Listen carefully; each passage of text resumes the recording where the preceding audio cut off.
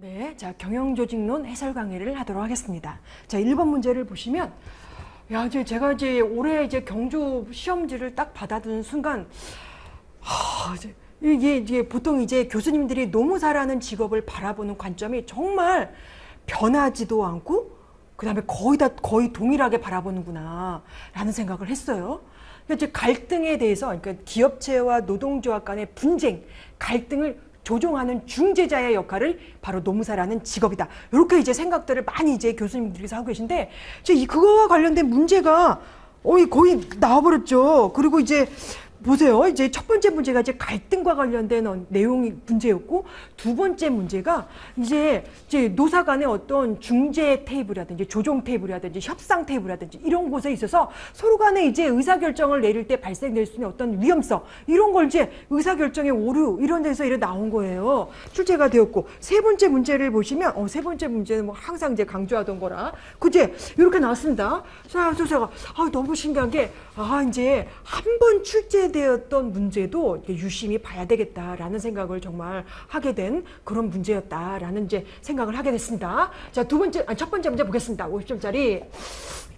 갈등은 어느 조직에나 존재하는데 전통적 관점에서는 쭉쭉쭉 나오고, 반면에 현대적 관점에서는 갈등이 순기능을 가져다 줄 수 있기 때문에 이렇게 나왔네요. 근데 하여튼 제가 한번 모의고사 때 우리가 연습했던 거는 전통적 관점, 현대적 관점 이런 것도 써라 제가 말씀을 드렸던 바가 있긴 했는데, 하여튼 이게 지문에 나와 있어요. 하여튼 그렇습니다. 조직 경영과 관련하여 중요한 갈등은 개인 간 갈등, 집단 간 갈등, 조직 내 갈등이다. 자, 이게 1번 문제, 조그만한 분설형 문제 첫 번째 문제와 관련된 파트였다. 자, 조직원들끼리 또는 팀들 간의 업무를 수행하고 목표를 달성하는 과정에서 발생하는 갈등은 자칫 성과를 떨어뜨리는 결과를 초래할 수 있기 때문에, 자, 갈등은 매우 중요하다라는 내용이죠. 자, 첫 번째 작은 문제를 보시면 갈등의 개념적인 갈등의 개념적인 정의를 하시고, 그 다음에 개인 간, 그 다음에 업무 차원, 조직 차원, 이런 차원에서 발생되는 갈등의 원인에 대해서 설명하시오라고 되어 있어요. 업무야 소속 각각의 부서, 집단 차원의 갈등, 업무로 인한 갈등 똑같아요. 근데 업무 차원 하면은 사실 이거는 너무 쉬운 게 역할 갈등, 역할 과소, 역할 과다, 그 다음에 역할 모호성, 이런 것과 관련된 거지 바로 떠올려야 되는 그런 부분이죠. 그 다음에 개인과 갈등과 관련돼서는 개인의 포커스를 맞추는 거예요. 개인의 성격, 개인의 가치관, 살아온 어떤 개인의 어떤 그동안의 어떤 삶의 어떤 히스토리, 이런 것이죠. 개인의 관과 관련된 부분이고, 조직과 관련된 부분의 갈등은 가장 중요한 부분이 뭐예요? 조직 차원의 어떤 불공정성, 이런 거, 차별적인 성과급, 이런 부분이 갈등의 원인으로 우리가 짚어줄 수 있는 부분이다. 그래서 우리 수업 유인물 제가 정리한 부분을 보시면, 일단 갈등의 개념은 조셉 리터러의 갈등의 개념 여러분들이 나열해 주셔야 되고, 여러분들이 잘 아시는 등나무와 칡이 성장하는 과정에서 서로 올가매다가 그런 걸 바라보고 갈등의 개념을 설명하였다라는 식으로 기원을, 갈등의 기원까지, 어원까지 써주시면 아주 훌륭한 답안이죠. 그 다음에 두 번째, 갈등의 발생원으로 개인 차원에 있어서는 개인의 성격의 A형과 B형 서로 하는 거예요. A형 빨리빨리, B형 만만디, 이렇게 하면 A형 막 조급해, B형은 만만디야. 왜 이렇게 서둘러? 그래봤자 아무 소용없어 라고 생각을 하는 거예요. 두 사람이 만나면 계속 싸울 수밖에 없죠. 다시는 너랑 같이 스터디 안 해, 이렇게 생각할 수 있다는 거예요. 근데 두 번째, 업무의 업무 숙련도, 개인의 업무 능력 간의 차이, 당연히 갈등이 발생되는 근원적인 부분이죠. 그래서 어느 정도 능력이, 보통 수준의 능력을 가진 사람들만 몰려다니는 그런 경향. 그래서 업무 능력이 조금 숙달되지 못하면 그 기간 동안 조직 구성원은 그동안 얼마나 힘든지 아십니까? 회사에서 원하는 업무 결과물을 내놓지 못했을 때 어떤 박탈감, 상실감, 다 말할 수가 없죠. 그다음에 마지막으로 적절하지 못한 커뮤니케이션, 이런 부분이에요. 말을 할 때 기술적인 부분이 필요한데, 상대방의 입장을 헤아리지 못하고 내가 막 내뱉어 버리면 상대방은 당연히 상처를 입을 수밖에 없죠. 네, 사실 저도 이제 이런 부분은 항상 제가 느끼고 있는 건데, 정말 커뮤니케이션은 정말 갈등이 발생되는 어떤 근원적인 부분이기도 되기도 한다. 항상 제가 느끼는 부분이에요. 예, 여러분들 나중에 이제 사회생활 하고 나면 제 말을 많이 이제 실감하고 계시겠죠. 자, 그 다음에 자, 내년도 시험에서 언제나 전년도 시험을 항상 유의 있게 보고 내년도 시험을 예측하는 그런 경향이 있어요. 그러면 여기서 나오는 갈등의 원인에서 첫 번째, 커뮤니케이션 놓치지 말고 봐야 된다라는 거 꼭 이제 생각을 해 두시고요. 그다음에 제 집단 차원 내지는 업무 차원에서 발생되는 갈등의 요인 해서 이제 뭐 상호 의존 관계, 상호 의존성 뭐 이런 거 좋아요. 그다음에 이제 역할 갈등, 역할 모호성, 역할 과다, 약할 가서 이런 것도 써주셔도 아니다, 틀린 답 아니다, 맞는 답이다. 그 다음에 이제 조직 차원의 갈등의 원인을 보시면 회사의 자원이 희소해. 예, 당장 급여를 줄 재원적인 자원이 없어요. 네, 시설을 지원할 시설을 구매할 비용이 없어요. 이런 이제 자원의 희소성이라든지 조직 차원의 어떤 제도적인 불공정성이라든지 또 위계적인 조직 구조, 수직적인 조직 구조, 이제 상사의 어떤 지시적 리더십 이런 거 이제 너무 독재적인 상명하달식 리더십이라든지 이런 경우에 있어서 갈등이 발생되는 원인으로 자리 잡기도 합니다. 자, 여러 가지 뭐 원인이 있는데 아마 이제 뭐 세 가지만 써라, 각각의 세 가지만 써라, 각 차원별로 세 가지만 써라 이런 점만 유의해서 여러분들이 각각 목차 달아서 써주시면 되겠습니다. 자, 두 번째 문제. 자, 이거죠. 개인 간 갈등의 유형을 토마스 라힘 킬만의 이제 갈등 처리 의도 모형에 대해서 그림도 그리고 각각의 5가지 전략적 차원의 개념과 장단점을 써보시오 라는 내용이죠. 각 유형의 개념과 장단점 이렇게 되어 있어요. 그래서 자, 그림을 그릴 때는 자, 가로축은 타인협력, 세로축은 자기주장 이렇게 해서 각각의 그림 이렇게 해서 하나의 각각의 행동 전략 써주시면 되겠습니다. 자, 유인물 봐주세요. 자, 경쟁. 첫 번째, 경쟁. 한정된 자원의 확보를 위해서 상대방의 입장을 전혀 고려하지 않은 채 자신의 이익만 고수하고자 하는 행동 전략을 말하는 것이고, 이때의 장점은 뭔가 이익을 추구하지 않는 신속한 어떤 결단력 이런 것들이 있기 때문에 따르는 부하 직원들이 굉장히 좋아합니다. 호의적이에요. 그러나 어때요? 그 과정 속에서 어느 한쪽 상대방은 루저가 되어야 된다는 단점이 있다는 것이죠. 뭐 선생님 뭐 좋은 거 아니에요? 라고 생각할 수 있지만 장기적인 상생의 파트너 관계를 생각해 볼 때는 내가 위너고 넌 루저야 이거 자체는 굉장히 안 좋다. 그 상황 자체가 매우 안 좋습니다. 자, 이런 게 이제 단점으로 작용할 수가 있고, 협동, 콜라보레이팅 해서 서로의 목표, 관심, 이해관계 이런 부분에 있어서 문제 해결을 위한 통합적인 전략적인 행동 방향을 추구하고자 하는 그런 이제 전략이 되겠죠.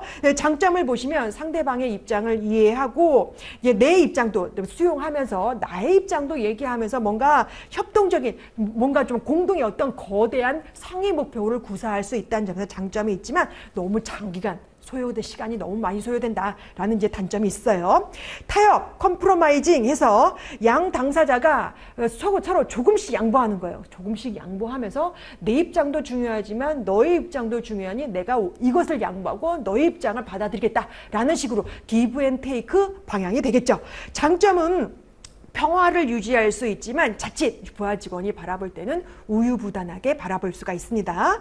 회피를 보시면 회피, 어보이딩, 의사결정자 간의 직면한 문제와 갈등에서 자신의 입장을 일단 철회하는 것이죠. 장기적인 성장과 전망과 비전을 바라보기 위해서 내가 다음 단계는 내가 양보할 수 없어. 그러나 지금은 내가 양보할게. 라고 해서 장기적인 이보 전진을 위한 지금 당장의 일보 후퇴 전략을 회피 전략이라고 얘기를 합니다.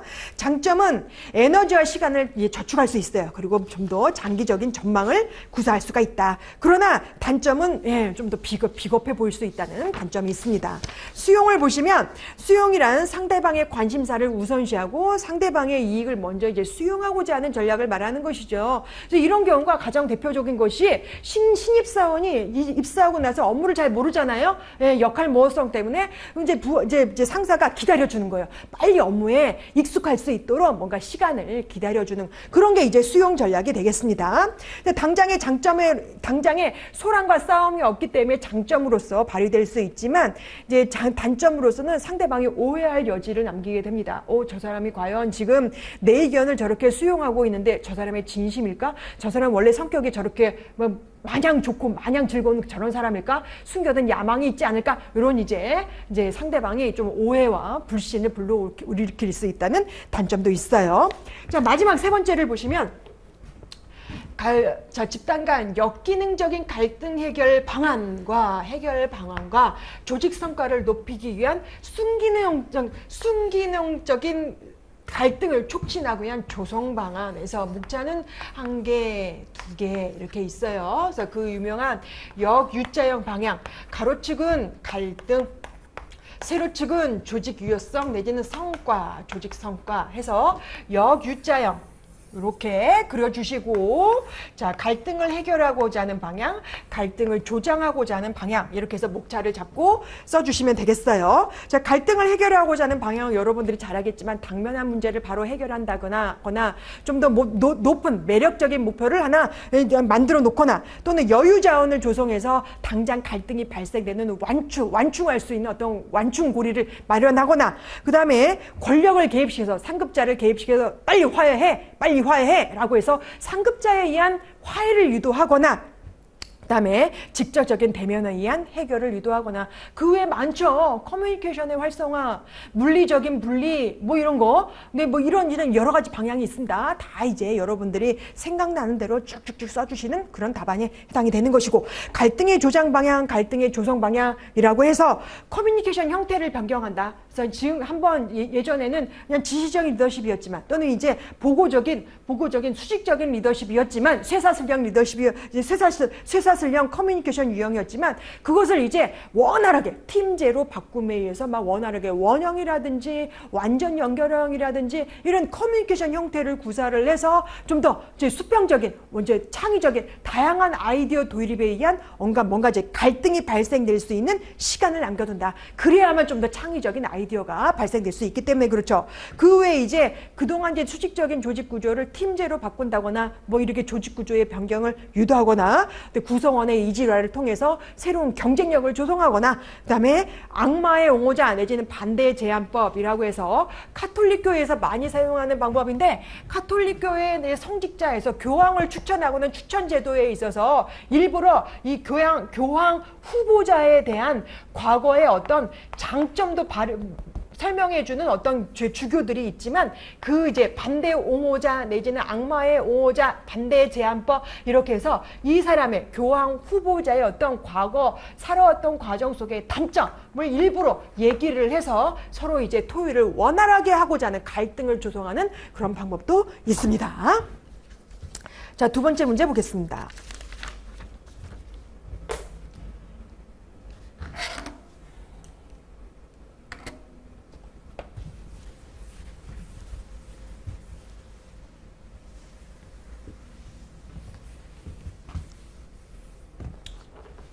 두 번째 문제.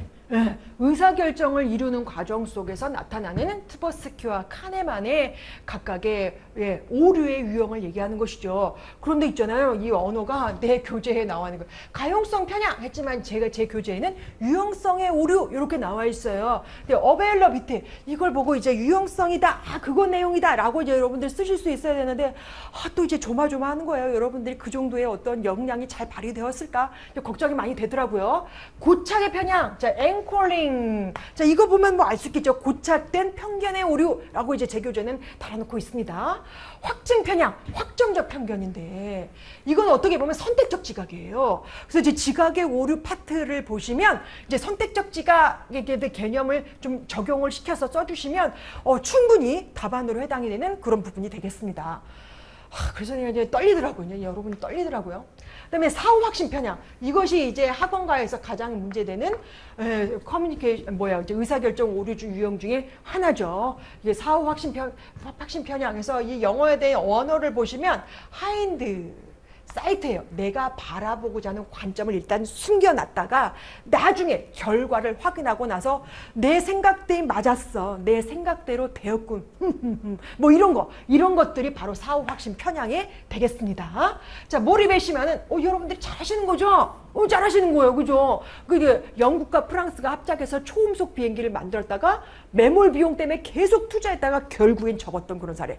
그 다음에 호주의 오페라 하우스 사례. 뭐 이런 거. 이제 굉장히 사례가 많고, 몰입의 심화 같은 경우는 1차 시험에도 정말 자주 출제되는, 공무원 시험에도 자주 출제되는 그런 문제였다라고 이제 수업 시간에 제가 말씀드렸던 그런 부분이 되겠습니다. 되게 제가 지금 흥분해가지고 지금 이 판서만 보고 말씀을 드렸네요. 그래서 자, 유인물 돌아와 보세요. 자, 가용성 편향 보시면 자신이 수집한 정보에만, 자신에게 유리한 정보에만, 내가 기억하기 쉬운 정보만 딱 들춰내서 의사결정하고자 하는 오류를 말하는 것이죠. 그래서 자동차 사고와 비행기 사고 중에 사실 자동차 사고량이 정말 많지만 하도 많으니까 뉴스에 이슈화가 안 되는 거예요. 비행기 사고는 1년에 한두 번, 5년에 한 번 발생되지만 뉴스에 이슈화가 되니까 사람들이 겁을 먹는 거예요. 비행기 사고, 비행기는 타면 안 돼. 너무 위험해. 근데 자동차 타고 갈 거야. 이렇게 생각해버리는 경향을 말하는 것이죠. 이제 더 이제 중요한 건 뭐냐면, 유용성의 오류, 가용성의 편향에서 우리가 쓰기 쉬운 거는, 이제 친구가 노무사 시험에 합격하니까 나도 할 수 있겠다. 친구가 이제 로스쿨 들어가서 변호사 시험 합격했으니까 나도 할 수 있겠다 라고 생각한, 할 수 있어요. 사실은 할 수 있어요. 사실은 할 수 있지만, 이제 이 답안지 문 작성할 때 보면은 그런 사례를 들 수가 있다라는 거. 자, 고착 편향, 앵커링 바이어스 해서 의사결정에 의한 정보 수집을 할 때, 자, 고착화된 거야. 고착화된 거. 과거에 이제 내가 갖고 있던 어떤 경험, 지식, 그것이 머릿속에 딱 박혀 있어가지고 유연성을 발휘를 못해. 내 생각엔 그건 아닌 것 같은데? 라고 이제 하는 것이죠. 그래서 이제 고착화된 편견. 그래서 제가 이제 수업 시간에 이제 말씀을 드렸던 이제 대표적인 사례는 뭐냐면, 회사를 딱 설립하고, 회사 사장이 설립을 하고, 회사의 취업규칙, 인사규정, 연봉규정, 이런 걸 아예 그냥 연봉 인상률을 매년 2%다. 2% 인상으로 연봉 인상률을 정한다. 라고 하는 거예요. 그런데 회사의 어떤 이제 경영을 잘해가지고 매출이 굉장히 좋아. 굉장히 좋아. 그래가지고 매출이 좋으면 그만큼 좀 연봉 인상률을 좀 파격적으로 올려줄 법한데 그렇지가 않다는 거지. 제도적으로 딱 고착화된 연봉 인상률 2%로 그냥 이제 연봉을 인상시켜 버리는 그런 이제 경향을 이제 대표적으로 들 수가 있습니다. 확증 편향, 확정적 편견에서 선택적 지각의 개념을 도입을 해서, 자신의 신념과 일치하는 정보는 받아들이고 그렇지 않은 것은 이제 거부하는 그런 경향을 말한다라고 제가 이제 말씀을 드렸고, 또는 이제 나한테 유리한 것만 선택해서 의사결정을 해버리고, 그런 나한테 불리한 정보는 아예 접어버리는, 그리고 의사결정을 취하는 이제 그런 경향이다. 이렇게 쓰셔도 되겠어요. 이제 그 사례는 제가 재미난 거 하나 달았지만은, 뭐 그 외에도 여러 가지가 많겠죠. 자, 사후 확신 편향 보겠습니다. 하인드사이트 바이어스. 처음에는 자신의 관점과 생각을 숨기다가 나중에 결과를 확인하고 난 이후에, 내 예상이 맞았어. 내 예측대로 되었어. 이제 이런 경향을 말하는 것이죠. 그래서 주식에 딱 이제 투자를 하고 나서 처음에 이제 성공을 한 거예요. 도박을 딱 하고 나서 처음에 돈을 벌어들인 거예요. 나 타짜였나 봐. 또는 내가, 나 투자에 내가 소질이 있었나 봐. 라고 생각하고 더 투자를 하게 되죠. 그러면 이제 망하게 되는 것이죠. 그게 이제 내 예상대로 될 걸, 아마 내 예상대로 될 걸 막 이제 기다리고 있는 거예요. 그런데 이제 우리가 이제 증권가에 이제 떠도는 얘기에 의하면, 모든 증권 분석가는 분석만 잘하지 예측은 할 수 없다.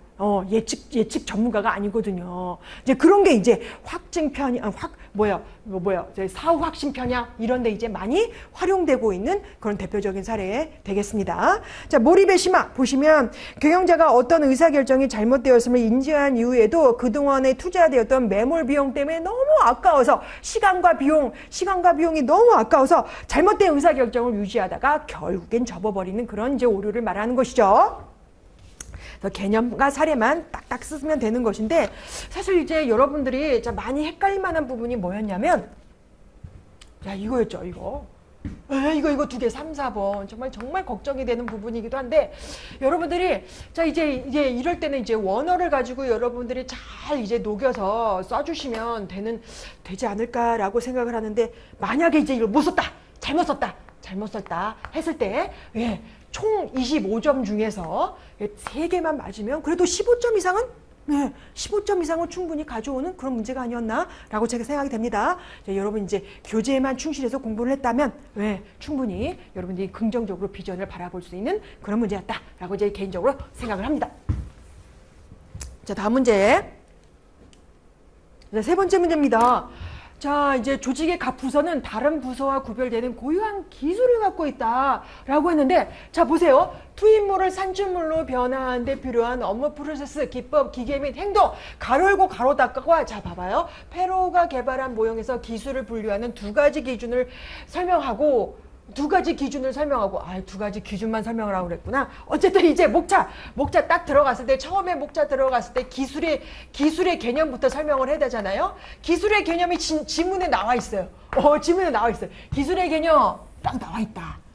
자, 이게 이제 나와 있다. 자, 이게 아주 이제, 하여튼 이게 이런 게 난 너무 재밌었습니다. 그 다음에 이제 업무 활동을 전개하는데 이로 인해서 각 부서의 구조적인 특징도 달라지게 됩니다. 이러한 부서 수준의 기술을 분석하고 이해하기 위해서 페로우의 개념적 모형을 개발하였습니다. 라고 되어 있고, 페로우의 기술 분류 2가지 기준에는 과업의 다양성 또는 예외의 빈도, 그 다음에 분석 가능성, 이 2가지죠. 이 2가지를 잘 이제 써주시고 각 잘 설명을 해주시면 되는데, 이건 이제 이 문제는 사실 제가 여러분 솔직히 수없이 연습시키지 않았나요, 제가?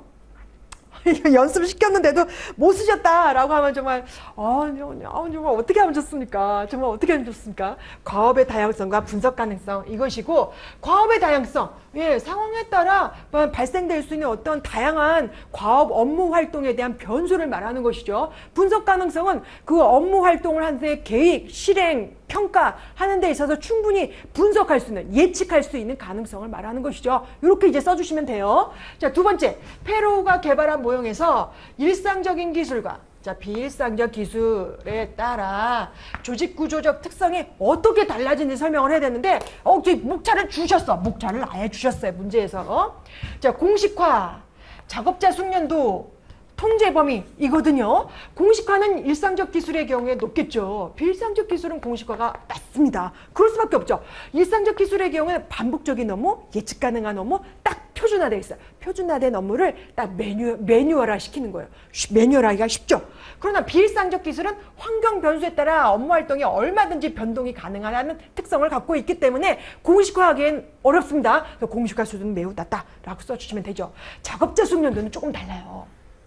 데프트 교수님 교재에 보면은 어느 한쪽이 높고 낮다 이렇게 되어 있지는 않아요. 사실 이제 작업자 숙련도의 개념을 보면은 일상적 기술의 경우에는 사무직 보세요. 반복적이고 일상적인 일상적인 사무직 업무에 있어서 그 단조로운 업무의 숙달된 조교 이런 이제 업무가 있단 말이에요. 비일상적 기술의 경우에는 종업원의 어떤 학력, 경력, 고난이도의 기술, 이런 거에 의존하는 어떤 업종으로 이제 분류가 되는 것이죠. 그들의 어떤 경험에 기반한, 기술에 기반한 숙련도의 기준을 말하는 것이다 라고 해서 각각의 숙련도의 성질이 다릅니다. 그래서 이런 부분은 개념적인 부분만 싹 이제 나열해 주시고, 어느 한쪽이 높고 낮다 이런 이제 구분 없이 각각의 일상적 기술의 경우에는 작업자의 숙련도는 작업자의 경험과 기술과 업무 특성에 기반하여 나타나는데, 일상적 기술의 경우에는 단조롭고 사무적이고 일상적인 기술에 기반하여 그들의 어떤 숙달된 기능을 잘 발휘하는 반면에, 비일상적 기술은 과업 환경의 어떤 특별한 환경 변수에 따라서 그들의 경험, 고난이도의 숙련된 경험과 기술과 배운 학습의 내용과 이런 부분에 따라 이제 숙련도가 좀 더 숙련도의 차원이 다르다. 이렇게 이제 서술을 해주시면 충분한 그런 이제 답안 내용입니다. 자, 통제 범위는 우리가 이제 모의고사 때 보충 문제로 우리가 다뤄봤던 적이 있습니다. 그래서 통제 범위는 일상적 기술의 경우에는 업무의 어떤 단조로움, 딱 이제 계획이 딱 잡혀져 있기 때문에 그것에 대한 조직의 어떤 복잡성, 조직 내 분화된 정도가 굉장히 수직적인 분화, 수평적인 분화가 굉장히 높습니다. 높아서 이것이 좀 더 이제 대기업 형태로 가도 무난한, 대기업의 형태로 조직의 규모가 커져도 충분히 소화할 수 있는 각각의 부서 단위의 어떤 업무를 충분히 소화해낼 수가 있죠. 그래서 한 명의 상급자가 많은 수의 부하 직원을 데리고 있어도 이 사람들은 각각의 자신의 업무만 하면 충분히 전문성, 전문화, 표준화, 자신들의 업무만 잘 이제 달성하면 조직의 어떤 그 부서의 목표를 달성할 수 있다는 특징을 갖고 있기 때문에 통제의 범위는 높다. 일상적 기술의 경우에는 통제의 범위는 높습니다. 그러나 비일상적 기술의 경우에는 업무와 관련해서 발생되는 과업 환경에 변수가 이제 발생되는 것이기 때문에 종업원들의 어떤 경험도, 경력, 학력, 기술 이거 이제 의존해서 해야 하는 이제 업무로 이제 구성되어 있는 것이거든요. 그래서 이제 상급자가 부하 직원들의 그들의 어떤 숙달된 어떤 기능 이것에 의존한다는 차원에서 통제의 범위는 이제 많은 수의 부하를 통제하기가 힘들다. 이제 소수의 통제 범위를 좁게 해서 그들의 어떤 역량을 충분히 발휘하는 차원으로 나타나는 것이 맞습니다. 통제 범위는 비일상적 기술의 경우에는 좁다. 이렇게 이제 써주시면 되는 문제였어요. 이 경영 조직론의 경우에는 이게 이제 정말 이제 올해는 이제 특이한 것이 각각의 A급, 특A급 별표 빵빵빵빵에서 충분히 나왔어요. 충분히 나왔다는 특징을 갖고 있고 경영 조직론 부분이 과거의 최근 3년간의 어떤 문제의 유형을 보면 정말 어렵게 나왔는데 올해는 그래도 평이하게 출제되었다고 볼 수가 있어요. 물론 이제 문제 2번에서 우리가 1개 내지 2개 어떤 의사결정의 오류를 우리가 쓰지 못했다라는 이제 미스된 부분이 그런 문명이 있긴 하지만 그래도 대체적으로 평했다라고 이제 볼 수가 있겠습니다. 그런데 이제 너무 이제 쓸 게 많다. 그다음에 이제 세 번째 문제의 경우에는 그림도 들어가야 되고 설명도 써줘야 되고 이렇게 이제 분석을 해줘야 되는 데 있어서 그래도 이제 논문서 답안지는 그래도 한 2장 정도는 채울 수 있지 않을까 이렇게 이제 생각을 해보게 됩니다. 자, 그래서 이제 문제는 다 이제 해설 해강은 이제 다 마쳤는데요. 이제 여러분 이제 경영조직론 선택하시는 분들의 어떤 입장은 제가 충분히 이해합니다. 너무 이제 공부할 게 너무 방대했죠. 방대했는데 그것을 딱 시험에 나왔을 때 과연 내가 내 머릿속 어느 쪽에서 내가 과연 어느 때 한 달 전에 접했던 거 딱 기억력을 더듬어서 써줘야 되는 부분에 있어서 경영조직론의 어떤 과목상의 특성이 있지 않았나 싶어요. 그래서 이제 제가 이제 그동안 이제 여러분들을 이끌고 왔었던 그동안의 시간으로 볼 때 여러분들이 제가 이제 뭐 첨삭을 했었거나 또 이제 첨삭 내지는 부연 설명을 통해서 여러분들에게 많이 이제 채찍질하고 또 이제 기운을 북돋아주고 이런 이제 언급을 통해서 강조했던 부분을 다 이제 생각을 이제 더듬어 보면은 여러분들이 충분히 역량을 잘 발휘할 수 있는 그런 시험 문제는 아니면 좀 평이하지 않았나 평했다 이렇게 이제 생각이 됩니다. 그래서 한번 이제 여러분들이 좋은 점수를 제가 기대를 좀 해볼 수도 있겠다라고 이제 생각은 되지만 그래도 이제 겸손하게 한번 기다려 봐야 되겠죠. 여러분 이제 마음 들뜨지 마시고 한번 자중하시고 이제 조용히 기다리는 방향으로 한번 시간 11월을 한번 기다려 보도록 합시다. 자, 이제 해설 강의는 여기서 마치도록 하겠습니다. 수고하셨습니다.